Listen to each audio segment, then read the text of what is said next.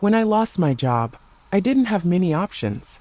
I needed somewhere cheap and quick, so I ended up in this tiny apartment in a quiet suburb. At first, it felt like a relief. The neighborhood was dead silent at night. No traffic, no loud neighbors, just the occasional bark from a distant dog. But after a few days, I started noticing something off. Every night, usually after midnight, my neighbor would be out in his backyard. At first, it was just shadows moving behind the fence like someone pacing. I figured he was an insomniac or maybe had some late-night hobby. But then there were the sounds, muffled voices, low and hurried, like he was arguing with someone. Sometimes, I'd hear something heavy being dragged across the ground. I tried not to think much of it, but the weirdest part was the smell. It wasn't constant, but when it hit, it was sharp and unmistakable like burning plastic. It clung to the air for hours. One night, curiosity got the better of me. I was lying in bed, wide awake, and the smell was so strong it made my throat scratch. The sounds were louder too, like something metallic clanging. I decided to peek out the window. His backyard was dimly lit by this single bulb above his back door, but it was enough to see him clearly. He was crouched near a makeshift fire pit, tossing something in, and a plume of black smoke curled into the air. I couldn't tell what he was burning, but the fire crackled unnaturally, almost too loud for how small it looked. Then I noticed something else, a tarp laid out on the ground nearby, with something lumpy underneath it. My stomach dropped, and I quickly ducked away from the window. Whatever was happening back there wasn't normal, but I couldn't decide if I was overreacting or if I should do something about it. The next morning, I couldn't shake the image of that tarp and the fire from my head. I tried to tell myself it was nothing. Maybe he was just burning old junk, and the tarp was covering something harmless like tools or furniture. But when I passed by his backyard on my way to the mailbox, I caught a glimpse of the fire pit. The ground around it was scorched black, and there were bits of melted plastic and ash scattered everywhere. It looked like he'd tried to clean it up, but didn't do a great job. That smell was still faintly hanging in the air too, even in daylight. I thought about calling someone, maybe the cops or the landlord. But what was I going to say? My neighbor's backyard smells weird. I decided to keep my distance and mind my business. But part of me was starting to feel like I was being watched. That night, I couldn't ignore it anymore. The sounds were back, louder and more erratic than before. There was a banging noise, followed by what sounded like muffled screams. My heart was pounding, but I couldn't just sit there and pretend I didn't hear it. I grabbed my phone, turned off the flashlight so I wouldn't be seen, and crept outside. The backyard was separated by a tall wooden fence, but there was a gap near the bottom where some boards were loose. I crouched down and peeked through. My neighbor was out there again, this time dragging something wrapped in that same tarp I'd seen the night before. He was struggling to pull it toward the fire pit, cursing under his breath. I don't know if it was the angle or my imagination, but whatever was inside the tarp looked human-shaped. My chest tightened, and I almost bolted right then, but something made me stay. I needed to know what the hell was going on. I decided to record everything with my phone. My hands were shaking so badly I almost dropped it, but I managed to get the camera aimed through the gap. The tarp was closer to the fire pit now, and my neighbor paused to catch his breath, muttering something I couldn't make out. Then he pulled out a knife, a big one, and started cutting into the tarp. I froze. My mind was racing with every worst-case scenario you can think of. When he finally peeled back part of the tarp, I saw something pale and fleshy inside. My stomach churned, and I had to clamp my hand over my mouth to keep from making any noise. I don't know how long I stayed there, crouched and frozen, but it felt like hours. And then it happened. He stopped, stood up straight, and looked around like he'd heard something. My heart was pounding so hard I was sure he could hear it too. He took a step toward the fence, then another. I ducked down as low as I could and held my breath, praying he wouldn't come closer. For a second, everything went quiet, except for the crackling of the fire. But then out of nowhere, the tarp twitched, like something inside it was moving. My neighbor stumbled backward, startled, and I swear I heard a muffled groan coming from the tarp. That's when I lost it. I scrambled back to my apartment as fast as I could, slamming the door shut behind me and locking it. I spent the next hour sitting on the floor of my apartment, phone still clutched in my hand, trying to convince myself I hadn't just seen what I thought I saw. I played the video back, but it was too dark and shaky to make out much. All you could see was the fire and my neighbor moving around. The sound, though, that muffled groan, was there, faint but undeniable. I thought about calling the police, but what would I even say? I didn't have proof. And what if my neighbor found out it was me? I felt trapped. Every little sound outside made me jump, and I kept checking the locks on my door, just in case. Eventually, the noises from his backyard stopped. No more voices, no more clanging, not even the smell. I mustered the courage to peek out my window one last time. The fire was out, and the yard was eerily clean, like nothing had happened. The tarp was gone. My neighbor's house was dark, and for a second, I wondered if I'd imagined the whole thing. But I knew I hadn't. To this day, I don't know what I saw, or what was in that tarp. But I moved out of that apartment a week later. I couldn't stay there not knowing.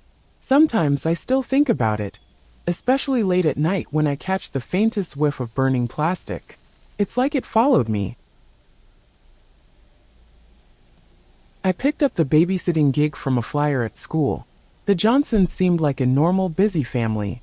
They had a 6-year-old named Lily, a shy little girl with big glasses who mostly kept to herself.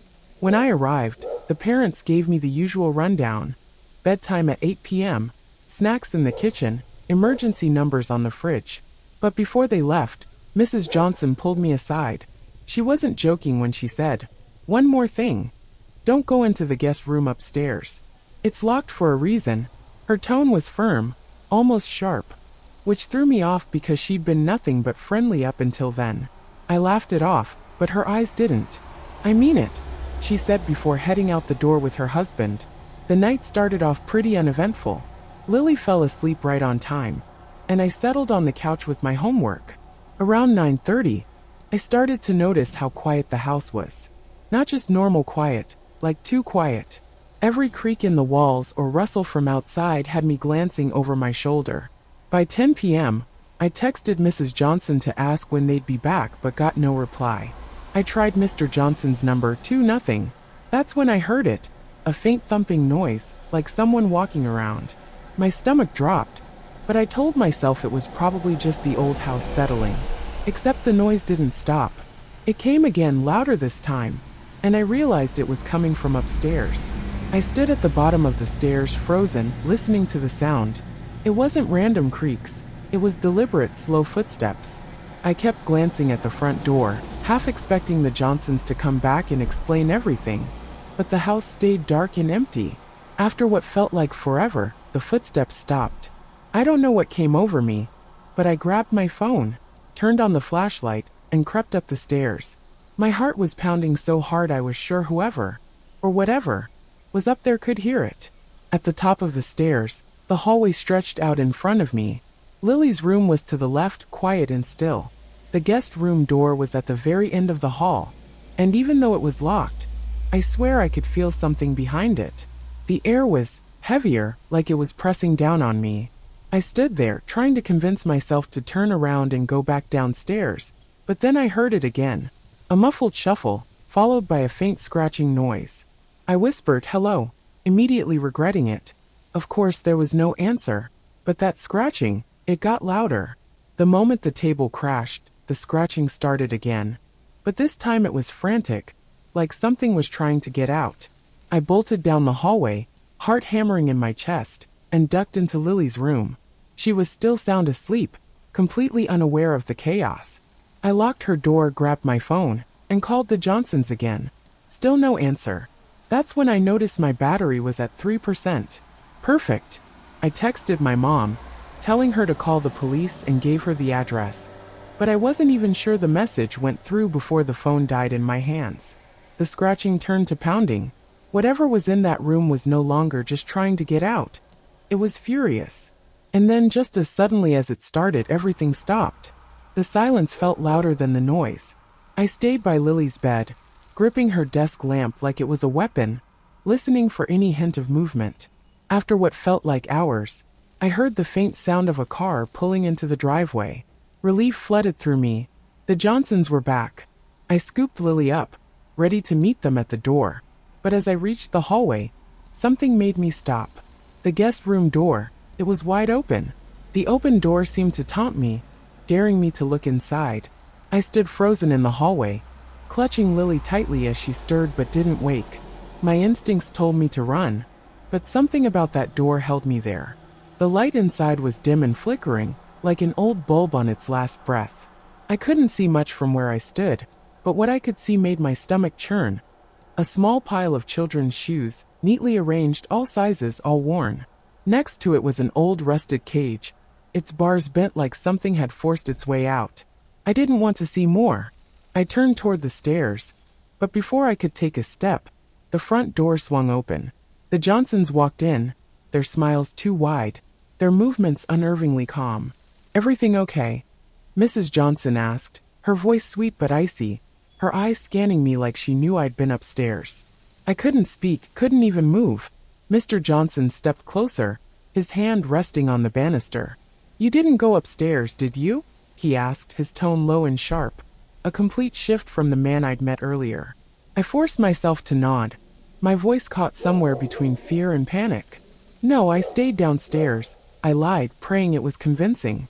Mrs. Johnson's smile didn't falter, but her eyes lingered on me for a second too long. "Good," she said, her tone unnervingly flat. She turned and started toward the guest room, while Mr. Johnson took Lily from my arms with a politeness that felt rehearsed. I wanted to grab her back, to scream, but my legs wouldn't move. He carried her upstairs like nothing was wrong, but when he reached the landing, he glanced back at me, and for the first time, I saw something in his expression, something cold and calculating. Mrs. Johnson stepped into the guest room and closed the door behind her. The sound of the lock clicking sent a shiver down my spine. "You can go home now," Mr. Johnson said, his tone light, like he hadn't just walked into a house full of red flags. I nodded dumbly, grabbed my bag, and left without another word. As I walked to my car, I glanced up at the guest room window. The light was off now, but I swear I saw a figure standing there, watching me leave. I never took another babysitting job after that night, and I still wonder what was behind that door, and who or what the Johnsons really were. It was a Friday night, one of those rare evenings when my husband, Tom, and I decided to step out for a late movie. We lived in a quiet, older apartment complex in the suburbs, the kind of place where you know your neighbors, at least by face, and everything shuts down by 10 p.m. The underground parking garage, where we always parked, was typically deserted at night, its rows of concrete pillars casting long shadows under dim fluorescent lights. It wasn't the most welcoming place, but it was ours, and we'd gotten used to the stillness. That night, as we pulled in after the movie, something immediately felt off. A blue sedan, one I didn't recognize, was parked a few spots away from our usual space. It stood out because at that hour, there were never any cars other than ours down there. I joked to Tom, maybe someone's finally having a life in this building, trying to shake off the odd feeling. But as we stepped out of the elevator and made our way across the cold concrete floor, I felt the kind of unease you can't explain. It wasn't just the unfamiliar car.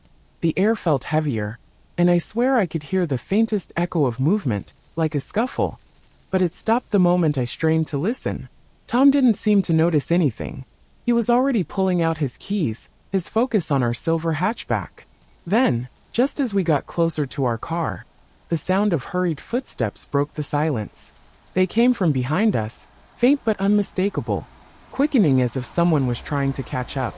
Tom froze mid-step, his hand instinctively tightening around the car keys. I turned my head slowly, half expecting to see someone, a neighbor maybe or a late-night visitor.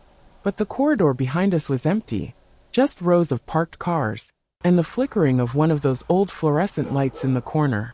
"Did you hear that?" I whispered. He nodded, his jaw set, but neither of us said another word. Instead, we picked up our pace, heading straight for the car.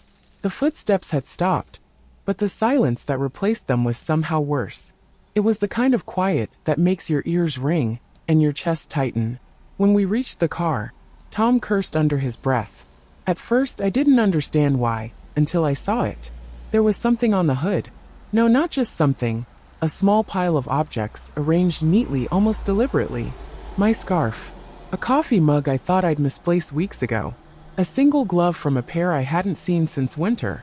These weren't random items, they were ours. I felt a chill crawl up my spine as I stared at them. How the hell? I murmured, but Tom was already looking around, scanning the garage for any sign of movement. The air felt charged, like we weren't alone, and the thought sent a wave of nausea through me. Tom didn't wait. He swept the items off the hood and threw them into the back seat with more force than necessary. We're going upstairs. Now, he said, his voice low but firm. His reaction didn't match his usual calm demeanor, which made my nerves spike even more. As I opened the passenger door, I caught a glimpse of movement in my peripheral vision, just a shadow slipping between the rows of cars. My breath hitched. Tom, someone's here, I whispered, my voice trembling. He paused, staring into the direction I was pointing, but whatever I'd seen wasn't there anymore. We got in the car, locking the doors as soon as they shut. The engine roared to life, its sound echoing off the concrete walls. But as Tom reversed out of the parking spot, the car's headlights illuminated something, or someone. A figure stood in the distance near the far exit. They weren't moving, just standing there, partially obscured by the shadow of a pillar. I couldn't make out their face, but something about their posture was wrong. Unnatural, almost slack, like they didn't belong there. Tom didn't wait to find out more. He floored the gas, and we sped toward the ramp leading out of the garage. My heart was pounding so hard I thought it might burst. But as we ascended, I couldn't shake the feeling that we weren't leaving this alone. As we pulled out onto the quiet street, I couldn't help but keep looking over my shoulder, expecting to see headlights following us, or worse, that figure stepping out of the shadows. Tom's hands gripped the steering wheel so tightly his knuckles were white, but neither of us said anything for a while. We drove aimlessly around the neighborhood, unsure of what to do, or even how to explain what had just happened. What the hell was that? Who leaves that stuff on someone's car? I finally blurted out, breaking the silence. Tom just shook his head. I don't know, but I'm not going back down there tonight, he replied, his voice steady but laced with unease. When we eventually returned, we parked in one of the visitor spots outside the building, closer to the main entrance and well lit. The garage felt like a black hole we had no intention of entering again. We gathered the courage to go back down the next morning, this time armed with our phones, and a baseball bat Tom kept in the closet. The blue sedan was gone, and so were any signs of the strange figure, or the objects that had been left on our car. We even checked the security cameras, but they were as useless as ever, grainy footage with dead zones in the exact areas we needed. To this day, I can't explain what happened. All I know is that someone or something was in that garage that night, and they knew exactly who we were.